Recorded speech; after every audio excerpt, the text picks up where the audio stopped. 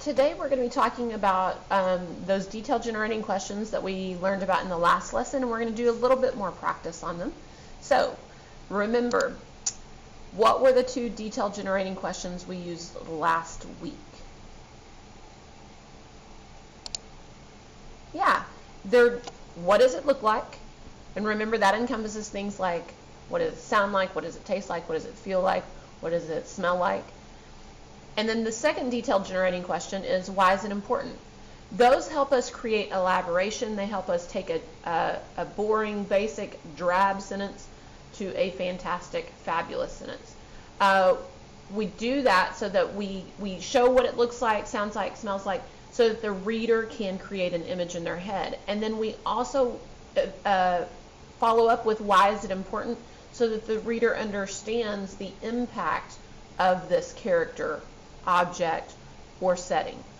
So those two questions can help you not only expand your writing, so for all of you who are saying, like, I can't write that much, this will expand your writing, but it'll also deepen your writing and add a lot of extra layers to your writing to make it more interesting for the reader. So I want you to think about this. Here's my sentence. Beyonce is a fantastic performer. Is that a drab sentence or is it a fab sentence? Is it somewhere in between? Drab means boring, fab means fabulous. If this was a person that you were grading, what would you give them? Drab or fab?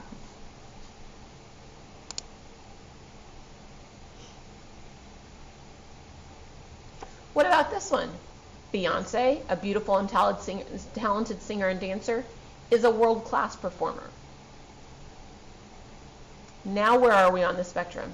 Is it drab or is it fab? Is it better than the first one? Are we moving more towards fab? Hope so. I certainly think so. What about this last one? With a $1 million smile, fierce dance moves, magnetic energy, and a flawless voice, Beyonce is a world-class performer who inspires young people all over the globe. So here's my question. Did we hit what it looks like? The smile, the dance moves, the magnetic energy, the flawless voice. And then did we show why Beyonce is important? Well, yeah, she's inspiring young people all over the globe. Let's look at this new sentence. The eruption of a volcano can be destructive. The eruption of a volcano can be destructive. I want you to tell me in your answer, is this a drab sentence or a fab sentence? It's a little bit drab. So how can we make it better? Well, the first thing we can do is we can tell what it looks like. So you might want to think about, when you look at this picture, all the things that you see. You might want to think about the colors that you see. The thing that pops out to me most are, the lava, the smoke. You might also want to give it a little action, because that lava is not stagnant. It's not staying in the same place. That smoke is, what does that smoke look like? What does it smell like? What does it do? Is it thin? Is it thick?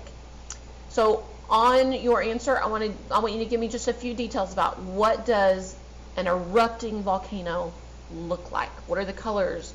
What do you see? You see lava. What does that look like? How does it move? What about the smoke?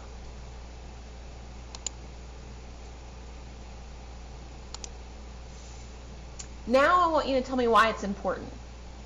Like, if there's an erupting volcano, why is that important? What could happen? What might be around this area?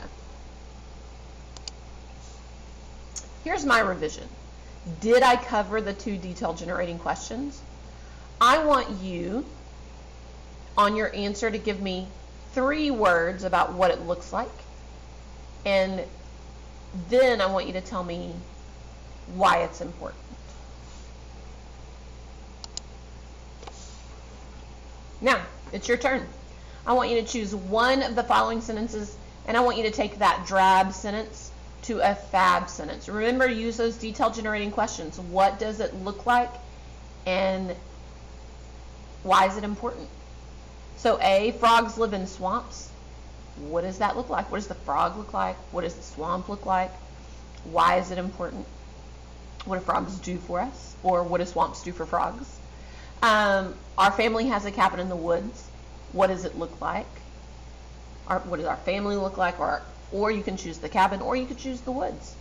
And then why is that important? Why is that cabin in the woods so important to your family? Or, my personal favorite, tacos are spicy and delicious. So spicy and delicious kind of tell us what they taste like, but what does a taco look like? Like, for everyone, a taco might be different. Like, is it a hard shell, soft shell? What's on it? How many are there? What do the fillings look like? And then why is it important? Why should we have tacos? What should we have tacos for? All right, so finish that up, and then you'll be done for today.